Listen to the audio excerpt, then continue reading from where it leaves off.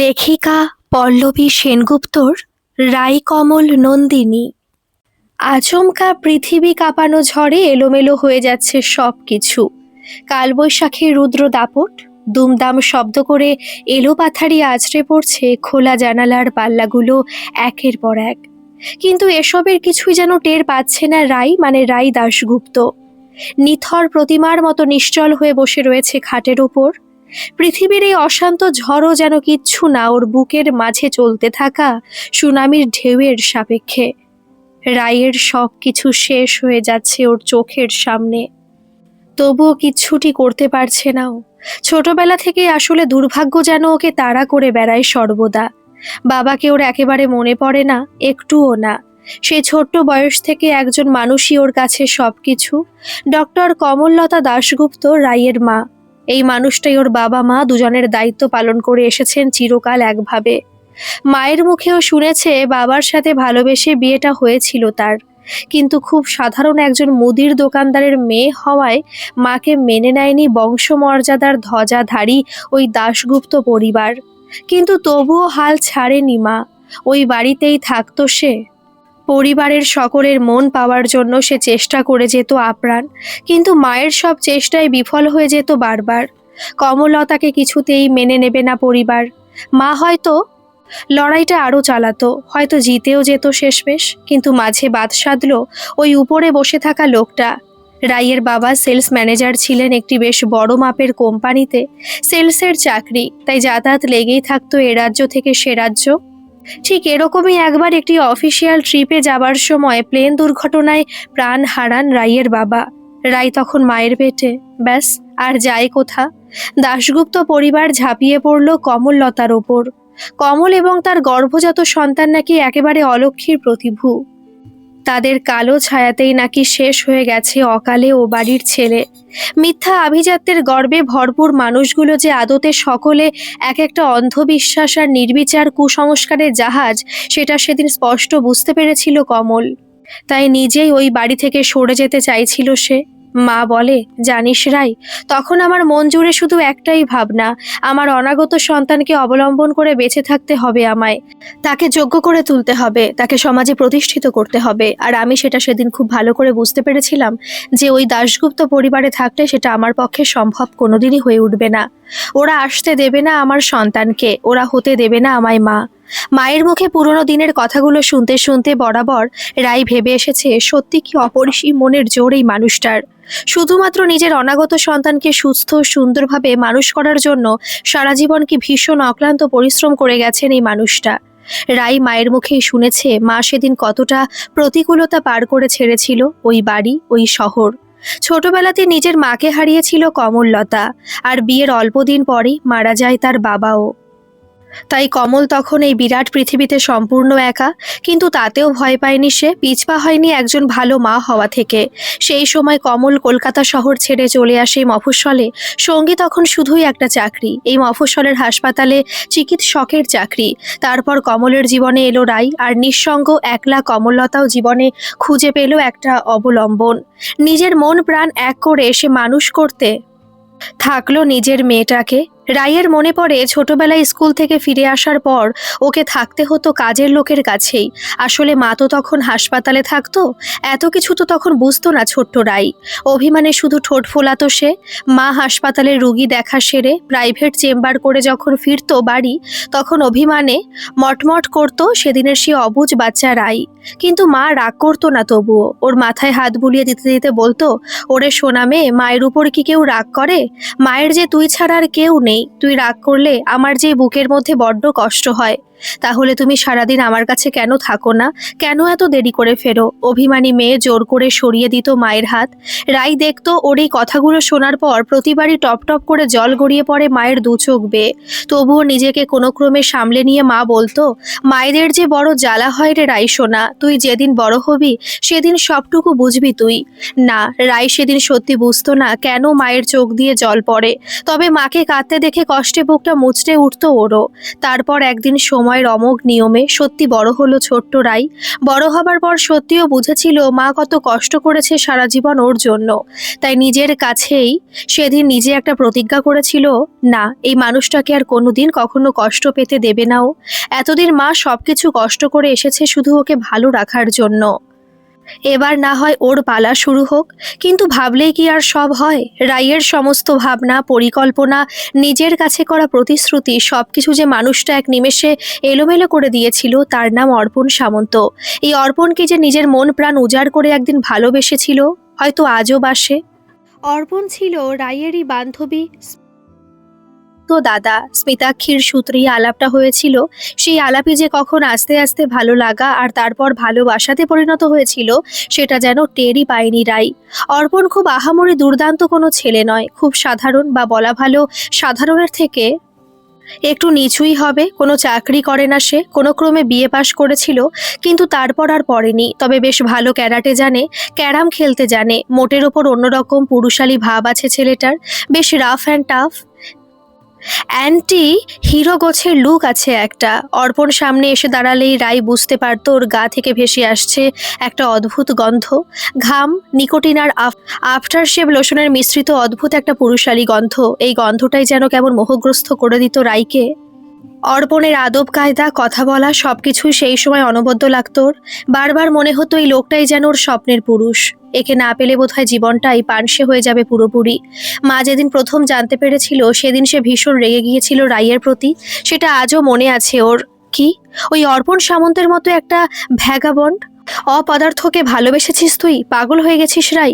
এই জন্য এত কষ্ট করে বড় করে তুললাম তোকে। রাগে অভিমানে যেন সেদিন বাঁধ ভাঙা নদীর মতো আছড়ে পড়েছিল ডক্টর কমলিকা দাশগুপ্ত।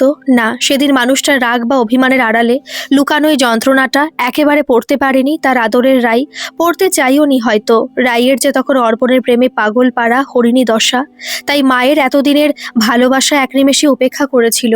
উল্টে চিৎকার করে বলেছিল, কি খারাপ আছে অর্পণের মধ্যে? আর চাকরি নেই তো কি হয়েছে? কাল পেয়ে যাবে ও চাকরি। তাছাড়া আমি টাকা পয়সা দিয়ে ভালোবাসাকে বিচার করি না মা। পাগলামি করিস না রাই, ওই অর্পণ তোর যোগ্য নয়। ওই পরিবারটাও আমাদের থেকে অনেকটা আলাদা। ওর বাবা বিড়ির কারখানায় কাজ করে, শুনেছি লোকটা আদ্যন্ত মাতাল।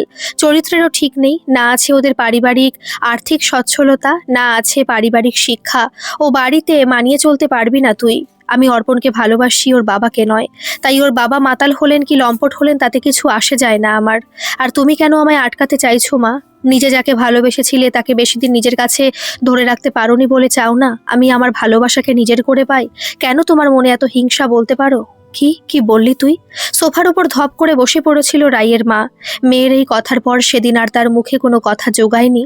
শুধু দু চোখ বেয়ে অঝোর ধারায় বৃষ্টি নেমেছিল। রাই বাড়ি ছেড়েছিল সেদিন, রেজিস্ট্রি অফিসে গিয়ে বিয়ে করে নিয়েছিল অর্পণকে। তারপর মনের মানুষের হাত ধরে পৌঁছে গেছিল তার বাড়ির চৌকাঠে। মনে ছিল এক লক্ষ্য রঙিন স্বপ্ন, কিন্তু স্বপ্নের পৃথিবী থেকে বাস্তবের মাটিতে আছড়ে পড়তে ওর সময় লেগেছিল মাত্র কয়েকটাই মুহূর্ত। নিজের বাড়ির উঠোনে নববধূর সাজে রাইকে দেখেই অর্পণের মা বলে উঠেছিল বাজখাই স্বরে, এ কি খোকা, কাকে নিয়ে এসেছিস তুই? কোন অজাত কুজাতের মেয়েকে বিয়ে করে নিয়ে এসেছিস আমার দোরগোড়ায়? বিদায় কর এক্ষুনি, আপদ বিদায় কর বলছি। আমার সোনার টুকরো ছেলে তুই, কত স্বপ্ন আমার তোকে নিয়ে। তোর বিয়ে দেব মস্ত বড়লোক ঘরে, ফ্রিজটা এসিটা বিয়েতে যৌতুক পাবো, আমার সব স্বপ্ন দলে পিষে তুই শেষে কিনা কোনো এক হাঘরের মেয়েকে পীড়িত করে বিয়ে করে ফেললি। না মা, তুমি যা ভাবছো তা নয়। রায় খুব বড় ঘরের মেয়ে, ও ডাক্তারের মেয়ে, অনেক পয়সা করি ওর মায়ের। তুমি ভিতরে চলো, আমি সব বলছি। অর্পণ মায়ের হাত ধরে তাকে ভিতরে নিয়ে গিয়েছিল। ভদ্রমহিলার ওই কদর্য ব্যবহারে সেদিন কেঁপে উঠেছিল রাই, আর এক নিমেষেই কেমন যেন বদলে গেছিল নিজের চেনা ভালোবাসার মানুষটাও। রাই কান পেতে শোনার চেষ্টা করছিল অর্পণ ঠিকই বোঝাচ্ছে ওর মাকে, আর যতটুকু শুনতে পেয়েছিল তাতে আতঙ্কে যন্ত্রণায় শিউরে উঠেছিল। অর্পণ বলছে, তোমার ছেলেকে কি তুমি এতই বুদ্ধু ভাবো মা? ওই কেলে রোগা ডিগডিগে মেয়ে ছেলেটাকে তোমার ছেলে কি এমনি এমনি ঘরে এনে তুলবে? ওর মা খুব পয়সাওয়ালা ডাক্তারনি, তার একমাত্র মেয়ে ওই রাই। আমার হাতে তো পুরো খাজানা আসবে মা। ভালোবাসার মানুষের এই ভয়ালো রূপটা টের পেয়ে কেঁপে উঠেছিল রাই। মাথা ঘুরে পড়ে গিয়েছিল উঠোনের মাঝেই। না, অর্পণ ওকে কোনোদিন ভালোবাসেনি সেটা বুঝতে একেবারে অসুবিধা হয়নি রাইয়ের। বিয়ের আগের অর্পণ আর বিয়ের পরের অর্পণ দুজন সম্পূর্ণ অন্য মানুষ। সারাদিন সে আর তার মা মিলে ফন্দি আটে রাইকে জব্দ করার, তার কাছ থেকে টাকা আদায় করার। রাতের অন্ধকারে প্রায় দিনেই বউকে মারধর চালায় অর্পণ, আর মাঝে মাঝে জান্তব্যভাবে ভোগ করে রাইয়ের শরীরটাকে। আর সহ্য করতে পারছিল না ও এই মানসিক ও শারীরিক অবিরাম অত্যাচার। যন্ত্রণার মুহূর্তগুলোকে বারবার ওর চোখের সামনে ভেসে উঠত মায়ের মুখটা। ভীষণ ইচ্ছে করতো এক ছুটে মায়ের কাছে চলে গিয়ে মায়ের কোলে মুখ গুজে দিতে, ঠিক সেই ছোটবেলার মতো। কিন্তু কি করে আবার মায়ের কাছে যাবে রাই? ওখানে ফেরার সব পথ যে নিজেই ও বন্ধ করে এসেছে। কিন্তু মা তো মাই হয়। সন্তান দূরে সরে থাকলেও মা হয়তো কখনো পারে না নিজেকে সরিয়ে রাখতে। তাই বিয়ের মাসখানেকের মাথায় একদিন কমল নিজে থেকেই ফোন করেছিল মেয়েকে, জানি তুই নিজের মনের মতো ঘর বর পেয়েছিস, সুখেই আছিস, কিন্তু তা বলে মায়ের কথা কি একটিবার ভুল করেও তোর মনে পড়ে না রাই? মায়ের গলা পেয়ে আর সেদিন নিজেকে ধরে রাখতে পারেনিও, হাউ হাউ করে কেঁদে ফেলেছিল। মা, আমি একটুও ভালো নেই গো, খুব খারাপ আছি এখানে। আমার যে তোমার কথা সব সময় মনে পড়ে, কিন্তু কোন মুখে যাব বলো তোমার সামনে? আমি যে ভীষণ স্বার্থপর, বড্ড নীচ। কি হয়েছে তোর? কেন এমন করছিস? বল কি হয়েছে? নিমেষে অভিমান সরে গিয়ে উদ্বেগ এসে জড়ো হয়েছিল মায়ের গলায়। রায় সেদিন বলেছিল সবটুকু শুনে ছুটে এসেছিল মা। আপ্রাণ চেষ্টা করেছিল ওর বিয়েটা বাঁচানোর। অর্পণের কথা মতো ওর ব্যবসার জন্য বেশ কিছু টাকাও দিয়েছিল ওকে। অর্পণের মাকে এসি, ফ্রিজ, তার সব চাহিদার জিনিসগুলো কিনে দেয়। মেয়েকে খুঁজে দিতে চেয়েছিল সুখ। কেন মা, কেন তুমি দিচ্ছ এদের এইসব? এতে যে এদের লোভ আরো বেড়ে যাবে। ধুর পাগলি, যা আমার তা তো আসলে তোরই। অর্পণ ব্যবসা করুক, সুখে থাক তোরা।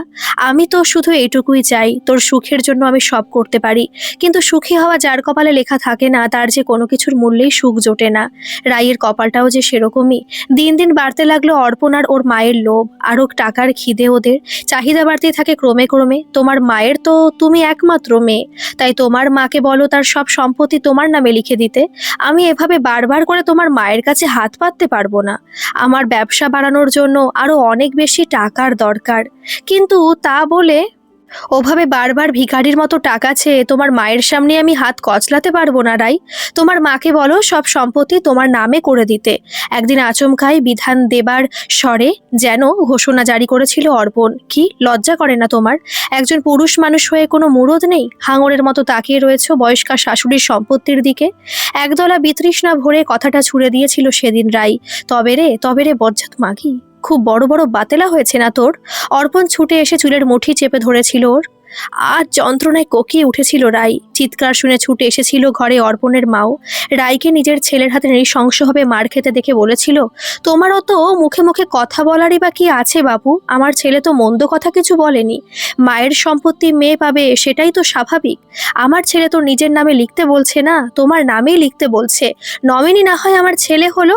কাল যদি তোমার দুম করে ভালো মন্দ কিছু হয়ে যায়, তাহলে না হয় আমার ছেলে পাবে সব কথা শুনে সেদিন কমললতা দাশগুপ্ত বলেছিলেন মেয়েকে, অনেক হয়েছে রাই, আর না। এবার চলে এসো তুমি ও বাড়ি ছেড়ে, মুক্তি নাও এই কদর্য সম্পর্কটা থেকে। মা হয়তো সেদিন ঠিকই বলেছিলেন। রাইও ভেবেছিল সত্যি এবার শেষ করে দেবে ওই মিথ্যা বন্ধনটা, কিন্তু তবুও শেষমেশ কিছুই হলো না। হঠাৎ করে রাই জানতে পারলো ওর শরীরেই চুপি চুপি বেড়ে উঠছে একটা অনাগত প্রাণ। রাইয়ের প্রথম সন্তান। রাই মা হতে চলেছে জেনে সেদিন ভীষণ খুশি হয়েছিল ওর মা। কিন্তু খবরটা শুনে যেন মাথায় আকাশ ভেঙে পড়েছিল, যেন অর্পণ আর ওর মায়ের সন্তান আসুক চায়নি ওরা। অর্পণ তো বলেই দিয়েছিল, এই বাচ্চা চাই না আমি, অ্যাবর্শন করে দিতে হবে জলদি। কি বলছো এসব? এটা আমাদের প্রথম সন্তান অর্পণ, আতকে উঠে বলেছিল রাই। ওসব প্রথম জানি না, এই বাচ্চাটা চাই না ব্যাস। হাউ হাউ করে সেদিন কেঁদেছিল রাই। সব শুনে মা কথা বলেছিল অর্পণের সাথে, শোনো অর্পণ, বাচ্চা নষ্ট করা আইনত দণ্ডনীয় অপরাধ। তাই তুমি যদি আমার মেয়েকে চাপ দাও এই নোংরা কাজ করতে, তাহলে কিন্তু আইনের দ্বারস্থ হতে আমি দুবার ভাববো না। থমকে গেছিল অর্পণ এই কথা শুনে, আর বাচ্চা নষ্ট করার কথা বলেনিও। রাইও স্বস্তি পেয়েছিল, মনে মনে ভেবেছিল যাক, কিন্তু বিধাতা পুরুষ যে আসলে ওর জন্য একেবারে অন্য কিছু একটা ছক সাজিয়ে রেখেছেন, তখন কি ছাইয়ার ও সে কথা জানতো? প্রতিদিনই সকালে ঘুম থেকে উঠে রান্নাঘরে যেত সকালের চা করার জন্য। সেদিনও তাই গিয়েছিল, কিন্তু রান্নাঘরে পা দিতেই সেদিন কি একটা পিচ ছিল পদার্থে, যেন স্লিপ করে গেল রাইয়ের পাটা। টাল সামলাতে না পেরে আছড়ে পড়ল ও মেঝের ওপর। যন্ত্রণায় চিৎকার করে উঠল রাই। ওর শরীর থেকে নির্গত রক্তের বন্যায় নিমেষে লাল হয়ে উঠল চারিদিক। হ্যাঁ, সেদিন নিজের সন্তানকে হারিয়ে ফেলেছিল রাই, আর তার সাথেই হারিয়েছিল চিরজীবনের মতো মা হতে পারার ক্ষমতাও।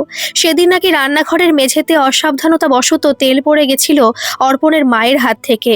সেই তেলে পিছলে পড়েই চিরজীবনের মতো নিজের মাতৃত্বের ক্ষমতা আর সন্তান হারাতে হলো রাইকে। ডাক্তার বলেছেন এমন একটা ক্ষতি হয়েছে ওর শরীরে, যাতে আর কোনোদিন মা হতে পারবে না ও। না, এই নিষ্ঠুর সত্যিটা কিছুতে মেনে নিতে পারছে না রাই। হয়তো অর্পণ আর ওর মা পরিকল্পিতভাবে তেল ফেলে রেখেছিল ওর বাচ্চাকে শেষ করে দেওয়ার জন্য। হয়তো আইন আদালত করে সেসব প্রমাণ করতে পারলে শাস্তিও হবে ওদের, কিন্তু তাতে রাইয়ের কি? ও তো চিরজীবনের মতো অসম্পূর্ণ হয়ে গেল। ওই বাড়ি ছেড়ে চলে এসেছে রাই, মা নিয়ে এসেছে ওকে, আর কোনোদিনও ফিরবে না ওখানে। অর্পণের মাও জানিয়েছে রাইকে, আর ফেরত চায় না তারা। কিন্তু এসব নিয়ে আজ আর কিছু যায় আসে না ওর। মা হতে না পারার যন্ত্রণাটা ওকে এক মুহূর্তের জন্য শান্তি দিচ্ছে না, কুড়ে কুড়ে খাচ্ছে ওকে প্রতি মুহূর্তে। ও যে চিরজীবনের মতো একা নিঃস্ব হয়ে গেল, না পেল স্বামীর ভালোবাসা, না পেল সন্তানের সুখ। কি করবে আরো বেঁচে থেকে? হ্যাঁ, মৃত্যু। জীবনটাই যখন মৃত্যুর থেকে ভয়াবহ হয়ে যায়, তখন মৃতদেহের মতো এই জীবন বয়ে বেড়ানোর আর কোনো মানেই হয় না। তাই রাইও আর বাঁচবে না, এই মৃত্যুসম জীবনটাকে শেষ করে চিরতরে শান্তির দেশে পাড়ি দেবেও। এখন বাড়িতে কেউ নেই, মা ফেরেনি এখনো, কাজেই এটাই সবচেয়ে ভালো সময়। আলমারি থেকে একটা শাড়ি বের করে নিল রাই, ছুঁড়ে দিল সেটা সিলিং ফ্যানের ওপর। এই শাড়ির ফাঁস গলায় দিয়ে নিজেকে আজ শেষ করবেও।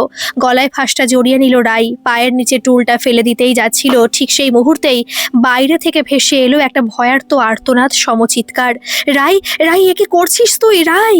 কখন যেন ফিরে এসেছে মা, টেরই পায়নি ও।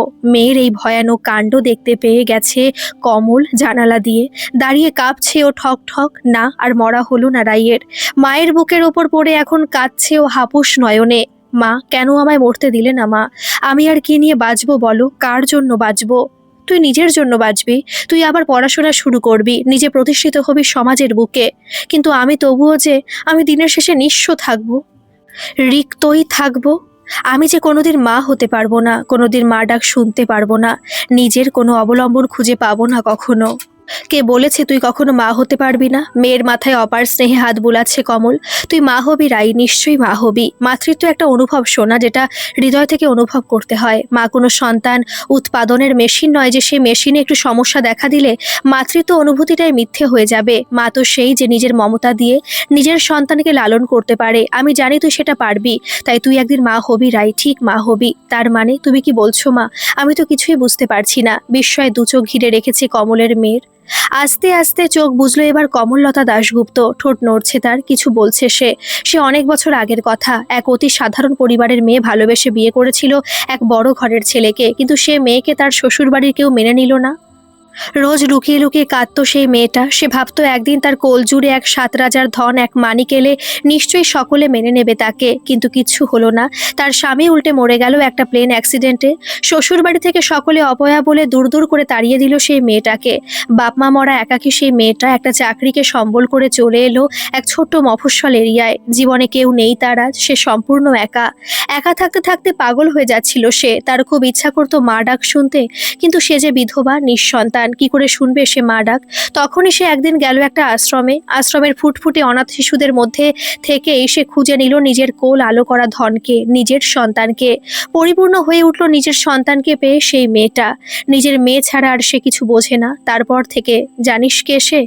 কে সেই মা যে অন্যভাবে নিজের কোলে পেয়েছিল নিজের মেয়েকে? সে আর কেউ নয়, সে তোর খুব চেনা একজন। সে ডক্টর কমল দাশগুপ্ত। হাউ হাউ করে কাঁদছে এবার রাইয়ের মা। মা, এসব কি বলছো তুমি? আমি তোমার নিজের মেয়ে নই? আমি যে মানতে পারছি না মা।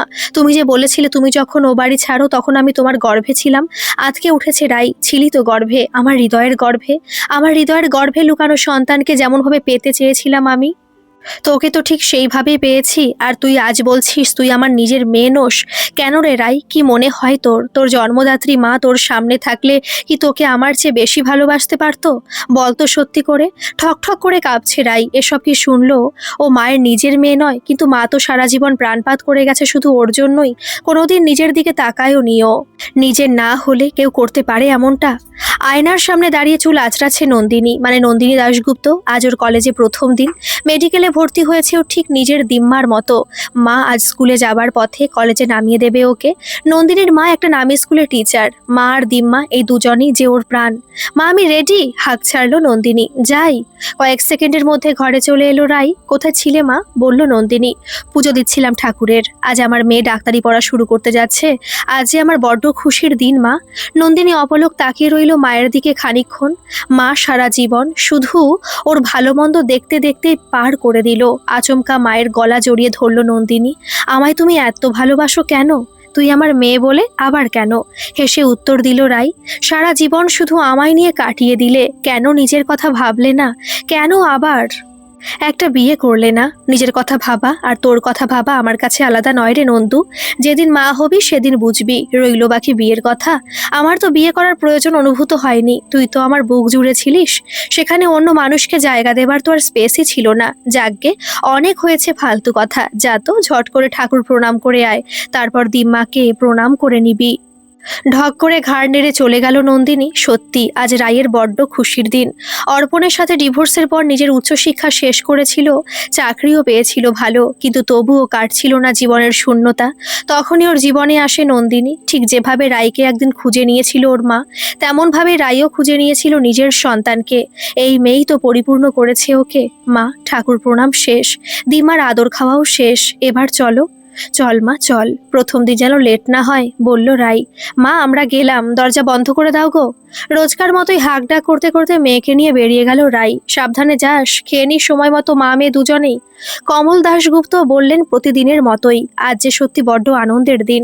নাতনিটা ডাক্তার হবে ঠিক তার দিম্মার মতো। ঠাকুরের আসনের সামনে এসে ধীর পায়ে দাঁড়ালো কমলিকা। ভক্তি ভরে প্রণাম করে বলল, আমার পরিবারকে তুমি এভাবেই সুখে শান্তিতে পূর্ণ করে রেখো ঈশ্বর। হ্যাঁ, পরিবার, তিনজনের মানুষের সুখী পরিবার যে পরিবার জুড়ে আছে রক্তের বন্ধনে নয়, শুধুই মাতৃত্বের বন্ধনে। গল্পটি কেমন লাগলো অবশ্যই কমেন্ট করে জানাবেন, আর ভালো লাগলে একটা সাবস্ক্রাইব করে আমার পাশে থাকবেন। ধন্যবাদ।